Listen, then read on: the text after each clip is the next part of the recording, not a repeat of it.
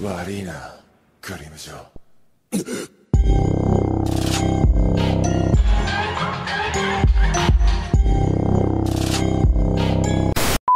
Yo tout le monde, j'espère que vous allez bien. Aujourd'hui on se retrouve pour une vidéo parlotte. De toute façon vous l'avez vu dans le titre. Aujourd'hui je vais vous proposer 5 œuvres pour rentrer dans le cercle des mangas. Si vous êtes nouveau et que vous voulez vous y mettre parce que je sais pas moi, vos potes ils regardent, même vous ça vous intéresse, vous voulez regarder mais que vous savez pas quoi regarder, cette vidéo est faite pour vous. Si vous êtes ancien mais que vous voulez convertir quelqu'un et que vous savez pas quoi lui proposer, cette vidéo est faite pour vous. Et tout simplement, si cette vidéo vous intéresse, bah cette vidéo est faite pour vous. Avant de rentrer dans le vif du sujet, n'hésitez pas à me suivre sur Instagram, je vous le mets juste là, venez faire un tour parce que c'est cool aussi là-bas. Et également si mon contenu vous plaît, n'hésitez pas à vous abonner à ma chaîne car je sors une vidéo tous les samedis à 16h45. Bref, c'est parti. Petit disclaimer.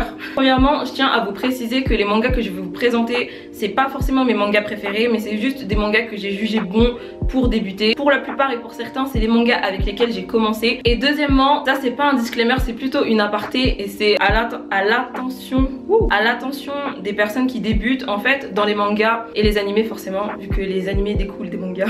Dans les mangas, il y a plusieurs classifications et je vais vous présenter des classifications qui sont dites basiques. C'est-à-dire que en France, les mangas les plus vus, regardés, en manga ça se lit, les animés les plus vus et regardés, on va dire que c'est les shonen et les shoujo, on va pas se mentir. Donc un shoujo, qu'est-ce que c'est? Je vais vous lire la définition. Shoujo signifie en japonais petite fille ou jeune fille. Ce terme est utilisé en occident pour désigner les mangas conçus pour les jeunes adolescentes. Et un shonen, qu'est-ce que c'est? Un shonen est une catégorie de bande dessinée japonaise de type manga qui est destinée à un lectorat de sexe masculin et adolescent. Donc voilà le genre de manga que je vais vous présenter dans cette vidéo. Ensuite il y a d'autres classifications mais personnellement je vais pas en parler dans cette vidéo là.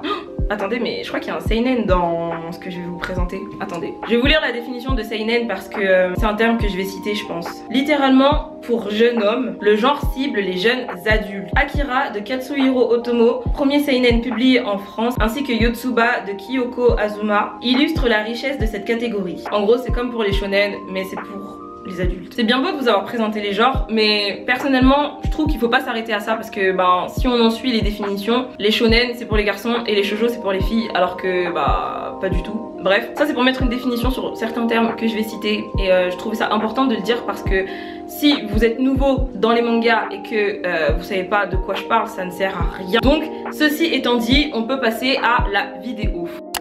Le premier manga de cette liste, je pense que je vais étonner personne, mais c'est Death Note. Death Note, qu'est-ce que c'est? On va suivre l'histoire de Light Yagami, qui est un adolescent plutôt normal. Il a des très bonnes notes à l'école, il est grave intelligent, bref, c'est un peu l'ado parfait, etc. Son père il est keuf. On va dire qu'il a une vie parfaite. On va dire qu'il a une vie genre plutôt cool, tranquille. Sauf que un jour, il tombe sur un cahier, le Death Note, et dans ce cahier, en fait, il est écrit que le nom de la personne que tu inscris sur ce cahier décède d'une crise cardiaque, genre comme ça, tout de suite. Et lui, il trouve rien de mieux à faire que d'utiliser ce carnet pour tuer des criminels qui selon lui méritent la mort. Voilà, ça c'est pour le plot. Ensuite ce qui va être intéressant c'est que du coup forcément on a Light d'un côté et on a un groupe d'autres personnages qui vont essayer de l'arrêter et ensuite s'ensuit une lutte acharnée pour savoir qui a raison et surtout qui représente la vraie justice. Death Note c'est un manga fini en 12 tomes. Il y a 3 films live dont un film qui est une adaptation américaine produite par Netflix et c'est également un animé de 37 épisodes qui est également disponible sur Netflix. Les raisons pour lesquelles je vous conseille et je vous propose Death Note, c'est parce que premièrement je trouve que c'est un manga super psychologique dans le sens où comme je vous ai dit on va vraiment se poser la question de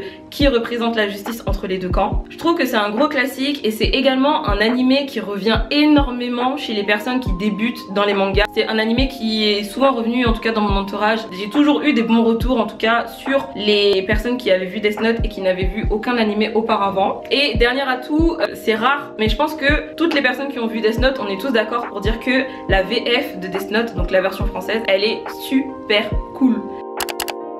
Le prochain animé que je vais vous présenter et vous conseiller c'est My Hero Academia. My Hero Academia c'est plutôt un shonen récent mais qui a déjà su faire sa place au sein des classiques je trouve, au sein des animés vraiment les plus suivis, les plus appréciés, les plus que tu veux blablabla. Qu'est-ce que c'est? De quoi ça parle My Hero Academia? On va suivre le héros qui s'appelle Izuku Midoriya qui vit dans un monde où tout le monde a un pouvoir. Les pouvoirs ça s'appelle des alters là-bas. Demandez pas pourquoi, c'est le nom du c'est comme ça s'appelle un alter. Tout le monde a un alter, sauf lui, bien évidemment, sinon ce serait pas drôle, sinon ce serait pas un shonen. Mais il veut devenir un super héros, sachant que les super héros, bah ils ont forcément un alter, vu que sinon t'es pas un super héros, t'es juste un mec comme ça qui fait le super héros, enfin bref. Malgré tout, il lâche rien, il veut devenir un super héros et il veut intégrer l'école la plus prestigieuse de super héros. Son super héros préféré, il s'appelle All Might, et un jour, comme par hasard, il va rencontrer ce fameux All Might, et ce fameux All Might décide de le prendre sous son aile, notamment en lui transmettant son alter. Et donc du coup, d'un coup Midoriya, il a un alter, etc. Bref, son chemin est semé d'embûches, notamment des méchants, de la bagarre, bref, c'est un shonen. My Hero Academia, c'est un shonen, ça fait 10 fois que je le répète, qui est disponible à l'heure actuelle en 27 tomes en France, donc c'est un manga encore en cours, même au Japon. D'ailleurs au Japon il y a 29 tomes. C'est aussi un animé en 88 épisodes, soit 4 saisons, mais la saison 5 elle arrive, la saison 5 elle commence le 27 mars. Pourquoi je vous conseille My Hero Academia? Les personnages ils sont tous super attachants, que ce soit les méchants, les gentils, tous les personnages ont leur propre caractère, qu'on développe plus ou moins, il y en a qu'on développe plus que d'autres malheureusement, mais on voit un peu le background de tous les personnages et c'est ça qui est cool, je trouve. Personne n'est laissé de côté, sachant que on suit Izuku et sur le côté on va également suivre sa classe, donc quand il va faire des choses il va pas être tout le temps avec les mêmes personnes. Bon, il y en a qui vont revenir souvent, mais on va pouvoir voir aussi l'évolution de d'autres personnes de sa classe et ça par contre je trouve ça super cool. Autre point positif, les OST. Je crois que les OST de My Hero Academia avec les OST de SNK, c'est les OST que je kiffe le plus. Elles sont super touchantes, il y a vraiment une OST pour chaque situation et je ne peux qu'apprécier les OST de My Hero Academia. Sur le début on a un schéma dit classique de shonen, mais je vous assure que plus ça avance et plus ça devient sérieux. Vraiment quand tu compares par exemple les 5 premiers tomes aux 5 derniers tomes, les enjeux, les situations, il y a tout qui change, rien n'est pareil, c'est vraiment ça devient de plus en plus important et c'est ça que je kiffe, c'est que du coup comme je vous ai dit les personnages évoluent et la situation évolue aussi. Prochain animé que je vais vous présenter, alors là je me suis posée, je me suis dit quels animés seraient cool pour commencer. J'ai commencé à faire ma liste et là j'ai vu qu'il y avait vraiment des animés qui étaient genre super connus et tout et je me suis dit mais enfin c'est sûr que tout le monde les connaît, mais celui-là je sais que tout le monde le connaît et je sais que tout le monde en parle, etc. mais j'étais obligée de le placer dans cette vidéo. Je vais vous parler de l'attaque des titans. C'est très important, écoutez bien ce que je vais vous dire. Je sais que c'est un manga qui est très connu, surtout en ce moment avec la saison finale qui sort, mais je me dis, je suis quand même obligée de le mettre parce que je trouve que vraiment là ce manga, ça cloue le bec aux personnes qui disent que les mangas c'est pour les enfants ou que les animés c'est pour les enfants. Bref, l'attaque des titans, qu'est-ce qu'on va suivre? Je vais vous lire le résumé parce que moi là si je vous fais un résumé de SNK, je vous dis la vérité, je vais vous dire les 3 saisons, donc je préfère vous lire le résumé parce que le problème c'est qu'il se passe tellement de choses et dès le début que en fait je saurais pas où m'arrêter. Donc là si je vous lis un truc et que c'est du spoil, techniquement ce sera pas moi, ce sera Nautiljon.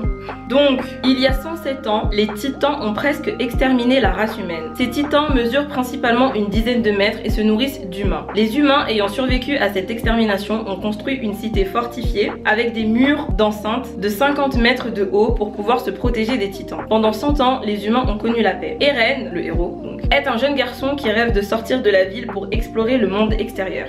Il mène une vie paisible avec ses parents et sa sœur Mikasa dans le district de Shiganshina. Mais un jour, un titan de plus de 60 mètres de haut apparaît. Il démolit une partie du mur du district et provoque une invasion de titans. Eren verra sa mère se faire dévorer sous ses yeux. Bon, ça c'est pas du spoil, c'est l'épisode 1 clairement. Il décidera après ces événements traumatisants de s'engager dans les forces militaires de la ville avec pour but d'exterminer tous les titans qui existent. L'attaque des titans, c'est un shonen slash seinen. En fait ça dépend des sites et des pays. Sur certains sites et dans certains pays il est considéré comme un shonen, mais autre part ça va être un seinen. Bref, moi je considère ça plus comme un seinen qu'un shonen. C'est vrai que le début est très shonen, mais plus on avance plus ça fait vraiment genre seinen je trouve. C'est une série qui se finira en 34 tomes. Il y a 32 tomes parus en France à l'heure actuelle et il y a 4 saisons. Non, il y a 3 saisons, mais la 4e saison là elle est en train de sortir. Pourquoi je vous le conseille? Comme pour My Hero Academia, les OST magnifique. Deuxième point important, c'est une histoire super sérieuse et grave entraînante parce que dès le premier épisode, non pas le premier mais genre peut-être le deuxième épisode, il y a genre un de ces plot twists en mode enfin il se passe un truc et là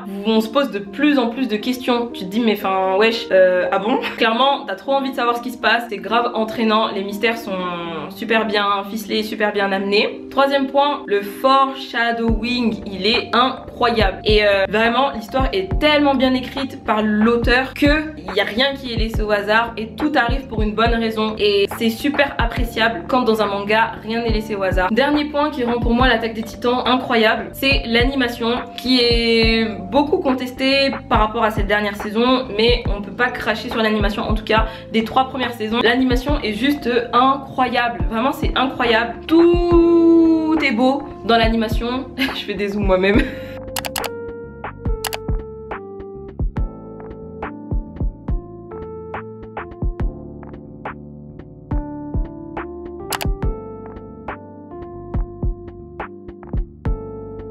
Désolée, ma caméra elle s'est éteinte. Je sais plus si je disais quoi carrément. Au collège, la jolie Futaba ne se sent pas à l'aise avec les garçons, excepté avec le jeune Tanaka. Rapidement se crée entre eux une complicité, laquelle se transforme en sentiment amoureux.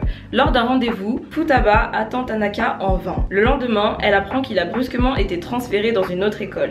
Elle regrette alors de ne jamais avoir pu lui avouer ses sentiments. 3 ans passent, Futaba est lycéenne et décide de changer son image féminine afin que les filles ne soient pas jalouses de sa beauté. Excusez-nous. Alors qu'elle se promène dans les couloirs de son lycée, elle croise Ko, désolée d'avoir crié mais ça me rappelle des souvenirs, qui ressemble étrangement à Tanaka.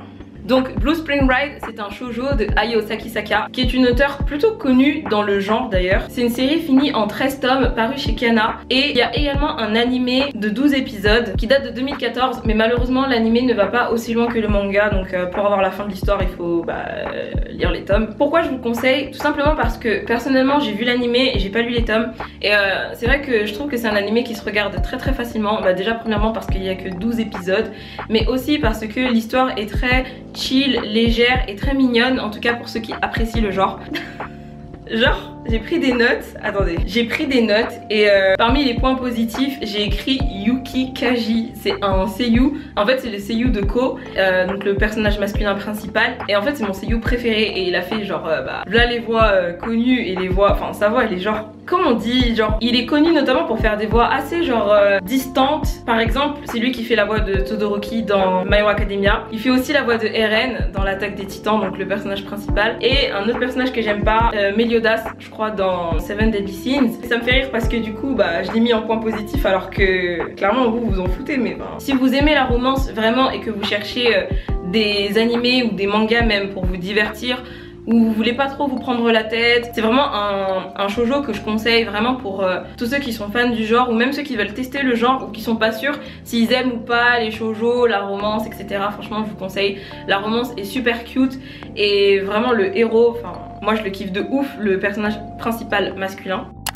C'est tout pour cette vidéo, j'espère qu'elle vous aura plu. Si c'est le cas, n'hésitez pas à liker, commenter et partager, ça me ferait très plaisir. N'hésitez pas à me dire en commentaire quel manga ou animé vous ajouteriez à cette liste spéciale débutant. J'ai oublié de le préciser, enfin je crois que je l'ai précisé que pour Death Note, mais tous les animés que je vous ai conseillés, à part le dernier, donc Blue Spring Ride, sinon tous les animés ils sont tous disponibles sur Netflix, parce que on va pas se mentir, pour moi c'est un plus quand un animé est sur Netflix, parce que même si j'ai commencé à regarder des animés, il n'y avait pas Netflix, c'est toujours plus pratique quand un animé est sur Netflix, enfin en tout cas c'est mon point de vue. N'hésitez pas à vous abonner à ma chaîne si mon contenu vous plaît, car je sors une vidéo tous les samedis à 16h45. En attendant, je vous remercie d'avoir regardé celle-ci jusqu'à la fin, et je vous dis, on s'attrape la semaine prochaine pour une prochaine vidéo. Bye!